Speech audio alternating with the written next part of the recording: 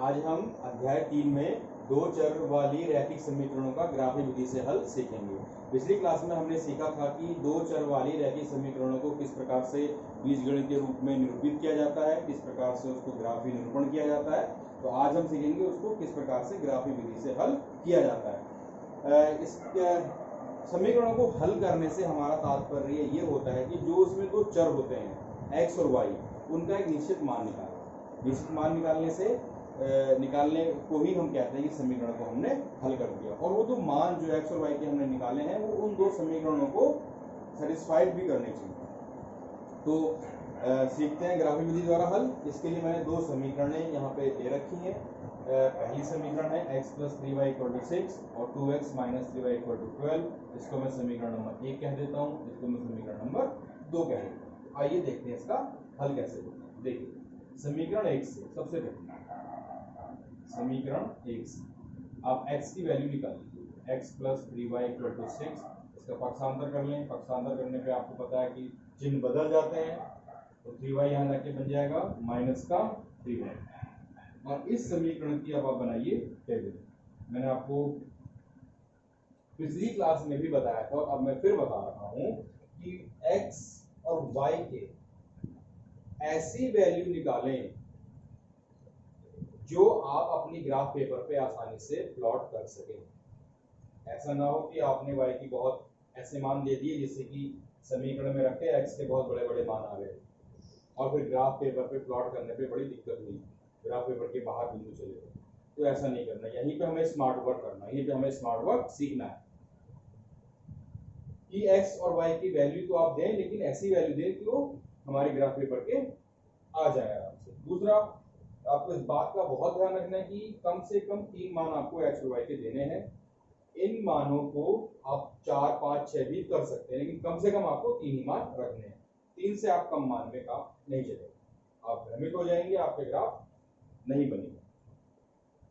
चलिए, तो पहला मान हम यहाँ पे देते हैं y का 0। x कितना आ जाएगा, y का 0 दिए तो x आ गया हमारा 6। दूसरा मान हम देते हैं यहाँ पे y का 1, तो यहाँ पे हो जाएगा हमारे पास x के वैल्यू 3। और अगला मान हम देते हैं 2, तो x हो जाएगा हमारा 0। ये हमारी पहली टेबल तैयार हो गई। अब इस पहली टेबल को हम ग्राफ पेपर पे बना के देखते हैं। तो चलिए मैं एक अनुमान से ग्राफ पेपर बना लेता हूँ। ये मेरा x डैश, ऊपर y, नीचे y डैश। आपके सबके पास अपनी ग्राफ की कॉपी है। आप 10 स्थानों को 1 सेंटीमीटर मानते हुए ग्राफ पेपर पर बिंदु लगाइए। मैं अनुमान से लगा रहा हूँ 1, 2, 3, 4, 5, 6। इधर भी लगा लेता हूँ, इधर भी लगा लेता हूँ। ऊपर 1, 2, 3, 4, 5 और 1, 2, 3, 4। चलिए, तो पहला बिंदु बनाते हैं। पहले x का मान और फिर y का मान। x 6, y 0। तो 6 कहाँ पे आएगा, 1, 2, 3, 4, 5, 6 और y कहाँ आएगा 0, यानी कि ये आपका पहला बिंदु हो गया 6, 0। अगला बिंदु क्या है, 3, 1। पहले x लेते हैं फिर y लेते हैं, तो 3 और 1 यहाँ, यानी कि यहाँ पे आपका पहला बिंदु आ गया 3, 1। इसके बाद अगला बिंदु क्या है, 0, 2। x में 0 बिल्कुल भी आगे नहीं जाना और y में कहाँ जाना है, 2 पॉजिटिव में जाना है। ये आपको दूसरा बिंदु मिलेगा 0, 2। इस प्रकार हमें 3 बिंदु मिल गए। इन 3 बिंदुओं को मिलाते हुए हमें एक सरल रेखा खींचनी है। सरल रेखा ही मिलेगी क्योंकि रैखिक समीकरणों की ये मुख्य विशेषता होती है। देखिए, ये हमारी पहली समीकरण से बनने वाली पहली रेखा है जो हमने 1 से निरूपित कर दिया। अब बात करते हैं समीकरण 2 से। समीकरण 2 से आप देखिए क्या है, 2x - 3y = 12। यहाँ से आप पक्षांतर कर ले तो क्या निकलेगा, 12 + 3y। यहाँ पे मैं लिख रहा हूँ तो x कितना हो जाएगा मेरे पास, 12 + 3y/2। बनाते हैं टेबल। y की वैल्यू हम देंगे और x की वैल्यू में मिलेगी। चलिए, अब यहाँ पे थोड़ा दिमाग लगाइए कि मुझे x y की क्या वैल्यू दें कि x की थोड़ा छोटी वैल्यू निकले। देखिए, पहली वैल्यू अगर मैं 0 दे दूं तो कितना मिलेगा मुझे, ये हो गया 0, 12/2 यानी कि 6। अगर मैं अगली वैल्यू देता हूँ 1, तो 1 से क्या हो जाएगा, ये हो जाएगा 3 into 1 यानी कि 3, 12 plus 3 15 और 15/2 7.5 डेसिमल है। ऐसा नहीं है कि आप डेसिमल को ग्राफ पे प्लॉट नहीं कर सकते हैं, बड़े आसानी से कर सकते हैं, लेकिन मैं चाहता हूँ कि इसको आप इग्नोर करें फिलहाल, कुछ और वैल्यू सोचिए। आपने दिया इसको 2 दिया तो कितना होगा, 3 into 2 6, 12 plus 6 18, 18/2 9। 9 अगर मैं दे दूं तो ये बहुत ज्यादा हो जाएगी x की वैल्यू, हो सकता है कि आपके ग्राफ पेपर के बाहर चली जाए या इससे अगली वैल्यू बाहर चली जाए, तो थोड़ा आप निगेटिव में आइए। निगेटिव में आने पर क्या होगा, अगर मैं इसको कह दूं -1 तो -1 में क्या हो जाएगा, 12 - 3 9, 9/2 4.5, फिर से 4.5 आ गया। मैं चाहता हूँ पॉइंट को आप इग्नोर करें, तो आप दीजिए -2। -2 से क्या होगा, 12 प्लस और 3 into -2 -6, 12 - 6 6/2 3। फिर अगली वैल्यू दीजिए आप -4 देने से कितना हो जाएगा, ये 0। तो इस तरह से हमारी दूसरी टेबल भी तैयार हो गई। आइए इसको प्लॉट करते हैं। पहली वैल्यू 6,0, तो 6,0 ये वाला बिंदु मुझे मिल गया 6,0। अगला बिंदु है 3, -2, x में जाइए 3, y में जाइए -2, यानी कि ये रहा मेरा दूसरा बिंदु 3, -2।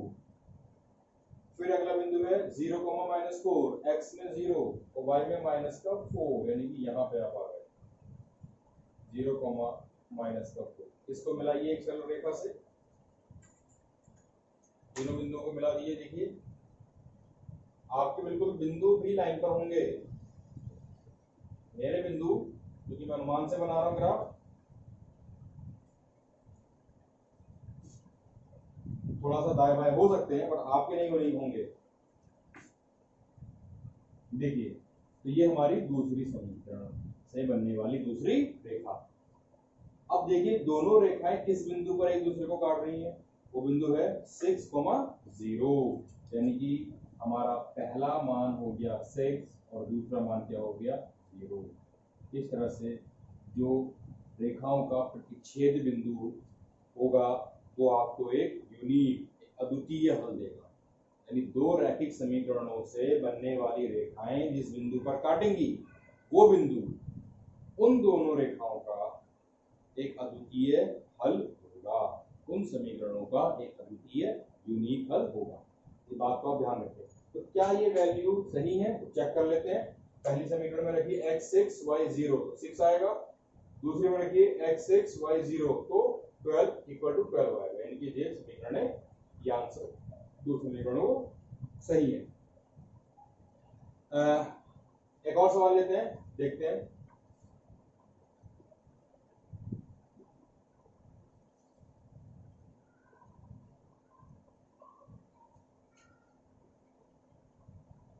देखिए x + y = 4 ले लो और ये ले लो x - y = 3 ले लो, है ना। चलिए ये पहली समीकरण को मान लेते हैं, दूसरी समीकरण मान लेते हैं। आसान सवाल है, केवल प्रैक्टिस के लिए करा रहा। तो देखिए फिर वही तरीका, इसका हल समीकरण 1 से क्या होगा, x + y = 4, तो x कितना हो जाएगा 4 - y। बनाइए टेबल, y की वैल्यू 0, x की वैल्यू 4, y की वैल्यू 1, x की 3, y की वैल्यू 2, x की 2। पहली टेबल पूरी हो गई। ग्राफ पेपर में बनाते हैं।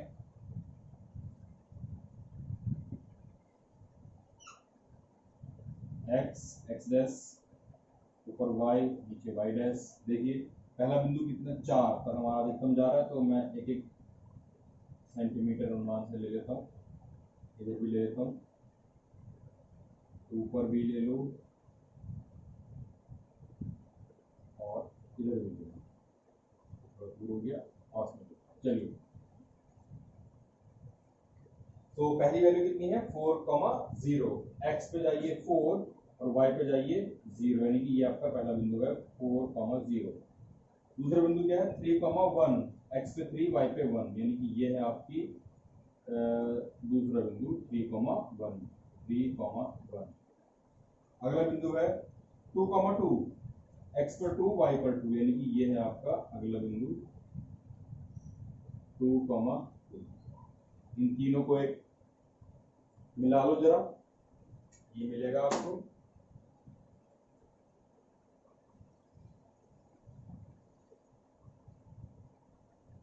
ये आपकी पहली रेखा। इसके बाद बात करते हैं हम समीकरण 2 से।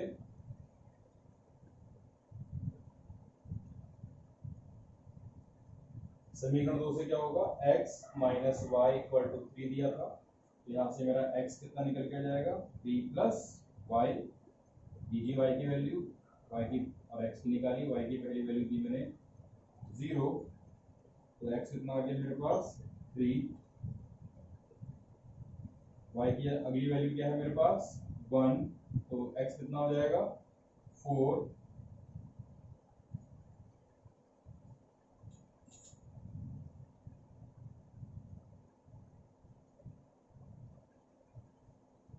और फिर आप दीजिए वैल्यूज की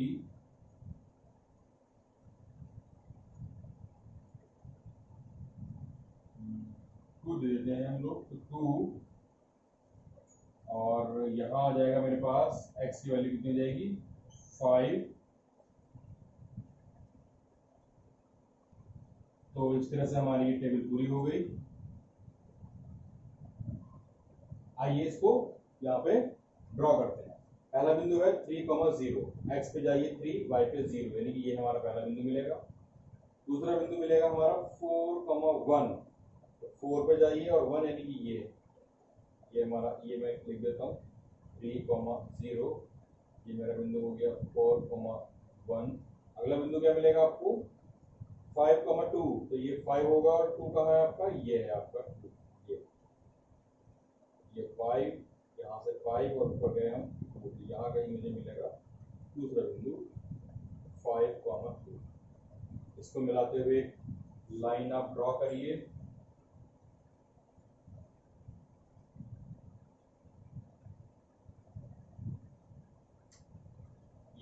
ये थोड़ा सा बाहर निकल रहा है। अब आप ये देखिए बच्चों, ये दोनों रेखाएं इस बिंदु पे काट रही है, इस बिंदु पे काट रही है। अब आपने 10 खाने बराबर 1 सेंटीमीटर माना था, तो आप इस बिंदु को नीचे लेके आइए और इसके कोऑर्डिनेट, ये x की वैल्यू होगी, और यहाँ डॉट डॉट डॉट आइए, ये हमारे y की वैल्यू। तो अगर मैं अनुमान से कहूँ तो हमारे पास x कितना आना चाहिए, ये x कितना आ रहा होगा, अनुमान से आप लगाएं, तो ये लगभग 3.5 और y मिलेगा मुझे 1.5। आप ग्राफ पेपर पे देख के मुझे बताएं ये कितना आ रहा है। मेरे अनुमान से तो इतना आना चाहिए, आपके अनुमान से भी ये, आपके ग्राफ से भी ये इतना ही आएगा। तो ये इसके मान होंगे। चलिए आगे बढ़ते हैं। तो बच्चों, ग्राफीय विधि में कभी कभी यही जो मैं बात आपको बताने वाला था, ये हमेशा कंफ्यूजन रहता है कि ग्राफ से आपको अनुमान लगाना पड़ता है, और ये एक छोटे सवालों में तो चलिए आपने अनुमान लगा लिया, लेकिन बड़े सवालों में ये अनुमान लगाना कभी कभी कठिन हो जाता है।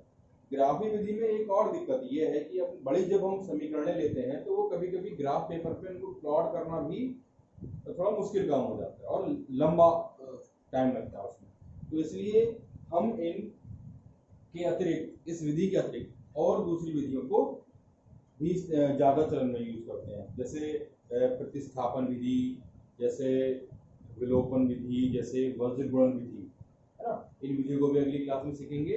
फिलहाल आप ये उतार लें और आपकी एक्सरसाइज में जो भी ग्राफीय विधि द्वारा समीकरण हल करने के लिए हैं उन्हें आप हल करिए। अब पढ़ते हैं हमारा आज का अगला टॉपिक। तो अब हमारा अगला इसमें है समीकरण निकाय। देखिए समीकरण निकाय, इसको हम अभी अभी हमने ग्राफीय विधि द्वारा हल करा। तो ग्राफीय विधि हल में हमने सीखा कि जब दो समीकरणों द्वारा बनी रेखाएं एक दूसरे को प्रतिच्छेद करती हैं तब एक हल होता है और अद्वितीय हल होता है, यूनिक सॉल्यूशन होता है।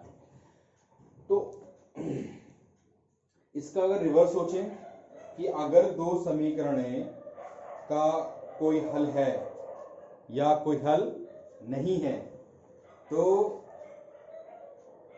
उसके द्वारा बनाई गई, अगर वो एक दूसरे को, उनका एक अद्वितीय हल है, तो क्या वो एक दूसरे को प्रतिच्छेद करेंगी? तो इन बातों का मैं आपको एक टेबल बना के दे रहा हूं और आप उस टेबल को देख करके समझ जाएंगे।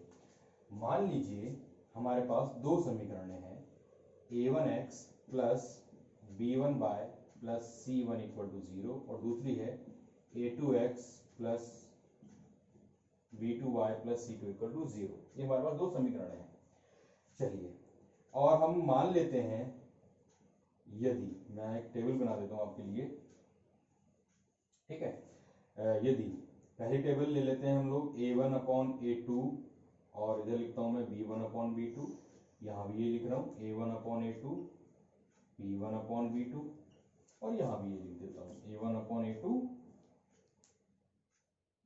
b1 upon b2।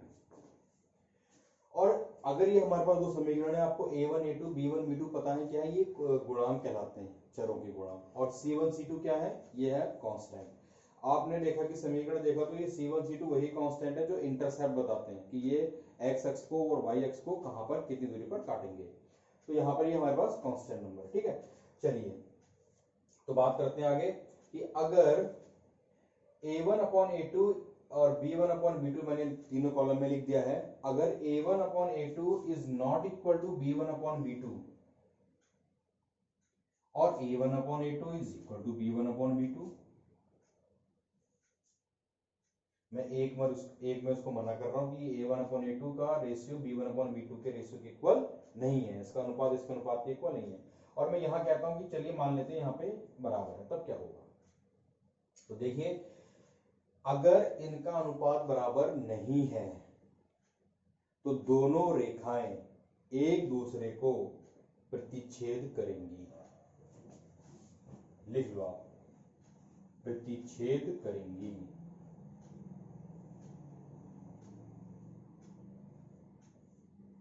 अगर ये प्रतिच्छेद करेंगी तो इसका अभी आपने ग्राफ में भी देखा क्या होगा, एक अद्वितीय हल होगा, यूनिक सॉल्यूशन बोलते हैं, एक अद्वितीय हल होगा। और ऐसी समीकरणों को जिनका एक अद्वितीय हल होता है, ऐसे समीकरण निकाय को हम बोलते हैं संगत निकाय। क्या बोलते हैं इसे? संगत निकाय, यानी कि कंसिस्टेंसी ऑफ इक्वेशंस, ये कंसिस्टेंट है अगर ये शर्त पूरी होगी। अब बात करते हैं दूसरी कि अगर ये दो समीकरणें आपस में बराबर तो हैं, लेकिन इनका जो तीसरा गुणांक है, आपस में बराबर तो है लेकिन जो इनका तीसरा गुणांक है उसके बराबर नहीं है।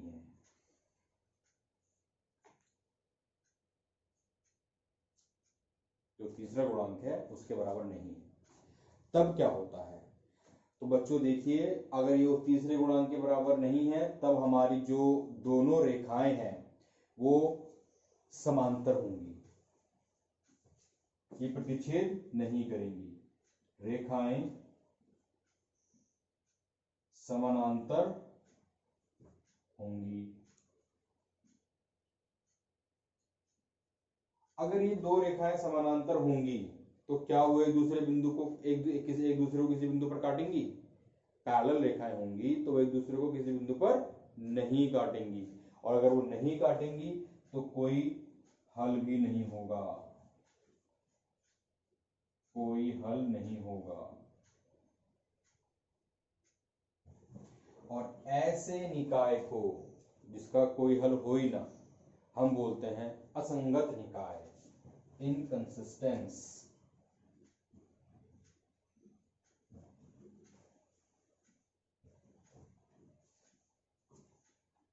ठीक है। अब हमारा जो तीसरा होता है, तीसरे में क्या करना है हमें, मैंने अभी लिखा हुआ है, तीसरे की अगर आप बात करें तो A1/A2 इक्वल टू B1/B2 और इक्वल टू C1/C2, तीनों बराबर कर लो।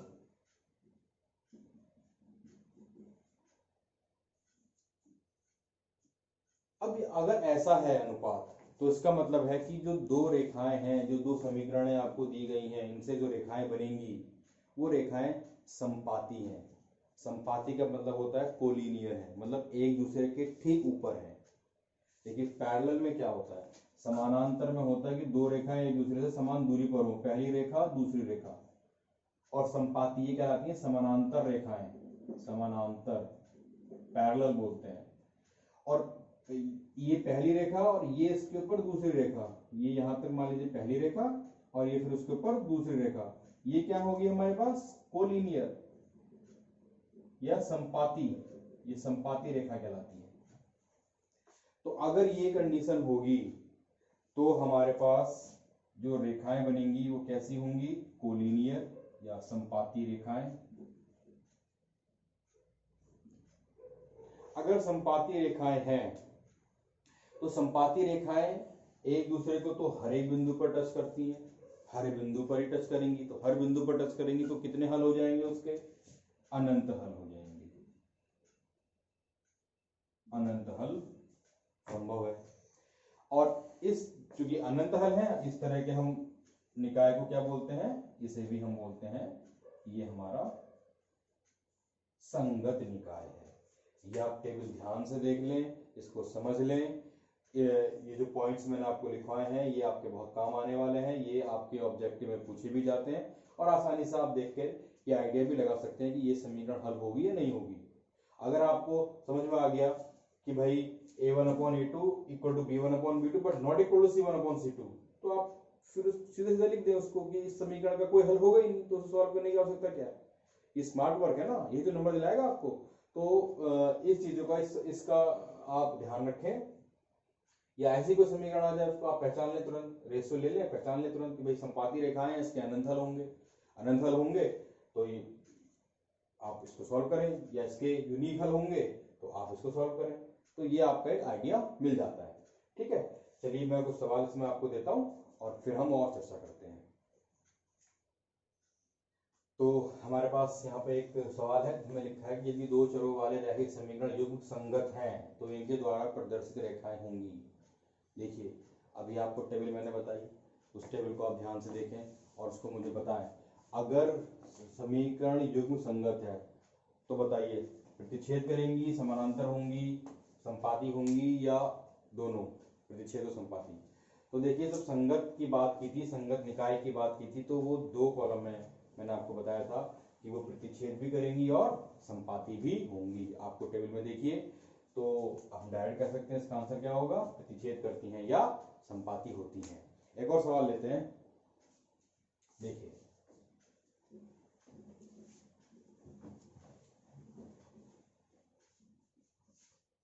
जैसे मान लीजिए मेरे पास एक समीकरण है 2x + 3y = 5 और x - 5y = 6। बताइए इस समीकरण युग्म के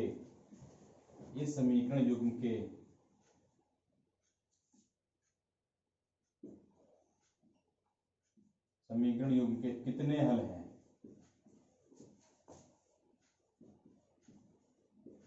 कितने हल हैं, एक हल है, यूनिक है, या दो हैं, या अनंत हैं, या है ही नहीं, कोई हल नहीं है। तो देखिए कैसे करेंगे, वही तरीका, पहले वाली समीकरण को हमने इसको हमने समीकरण नंबर 1 मान लिया, समीकरण नंबर 2 मान लिया। तो क्या करते हैं, समीकरण 1 की जो स्टैंडर्ड इक्वेशन मैंने कही थी, यानी कि a1x + b1y + c1 = 0 से तुलना कर लें, से तुलना करने पर जो तुलना करेंगे तो मुझे a1 कितना मिलेगा जो x के प्लेस पर है 2, b1 कितना मिलेगा जो y के साथ लगा हुआ है यानी कि 3, और c1 कितना मिलेगा। देखिए c1 के लिए आपको इस समीकरण को पहले अरेंज करना होगा इस तरह के फॉर्म में, और इस तरह के फॉर्म में अरेंज कैसे होगी समीकरण, देखिए मैं कर देता हूं अरेंज। 2x + 3y - 5 = 0 की तुलना समीकरण 1 जो की तुलना, ये समीकरण नंबर 1 है, इसकी तुलना इससे करने पर, तो ये इसको मैंने इस तरह से क्यों किया, ताकि दोनों का रूप एक सा हो जाए, दोनों का फॉर्म एक सी हो जाए, है ना। अब आप तुलना करिए, तो देखिए यहाँ से a1 कितना निकलेगा 2, b1 कितना निकला आपका 3 और c1 कितना निकला आपका -5। इसी प्रकार से समीकरण 2, क्या है समीकरण 2 को ठीक से लिख लो, x - 5y - 6 = 0 की तुलना a2x plus b2y plus c2 = 0, ये हमारी समीकरण है, उससे मैंने कहा था कर लेते हैं तुलना। तो यहां से हमारा a2 कितना निकल जाएगा बच्चों, यहाँ x के साथ a2 है, यहाँ x के साथ कितना है 1, यहाँ y के साथ b2 है, तो यहाँ y के साथ क्या लगा हुआ है -5, और यहाँ c2, तो c2 की जगह यहाँ पे कितना है -6, a1 b1 c1। अब हमारा काम क्या होता है, रेशो निकालना। तो देखिए पहले a1/a2 निकालिए, कितना आएगा a1 2 और a2 1, ठीक है। अब b1/b2 निकाल के देखिए कितना आएगा, b1 3 b2 -5, 3/5 -5, तो माइनस में यहाँ लिख देता हूँ। और तीसरा क्या है c1/c2 यानी कि -5/6, माइनस से माइनस कट जाएगा तो 5/6। मुझे बताइए क्या a1/a2 b1/b2 के इक्वल है, नहीं है, तो आगे की बात ही नहीं करते हैं। इसका मतलब क्या है कि a1/a2 is not equal to b1/b2। अगर ऐसा है तो समीकरण क्या करेंगी, रेखाएं क्या करेंगी, प्रतिच्छेद करेंगी, और अगर रेखाएं प्रतिच्छेद करती हैं तो समीकरणों का कितना हल होता है, एक अद्वितीय हल होता है, एक अद्वितीय हल होगा, ठीक है। तो इस तरह से आप ये सवाल को करेंगे। ये तो देखिए मैंने पहला सवाल कराया, आपको कंपेयर करने में थोड़ा टाइम लगा होगा, लेकिन जब आपको ये फ्लो में आ जाएगा तो आप इसको ये यहां से यहां तुरंत देखकर बता सकते हैं कितने हल होंगे। एक और सवाल मैं आपको दे रहा हूं, देखिए बताइए आप कितने हल होंगे।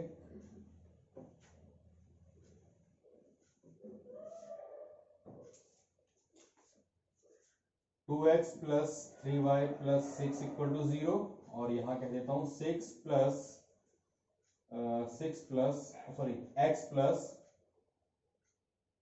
6y plus 4 = 0। बताइए कितने हल होंगे।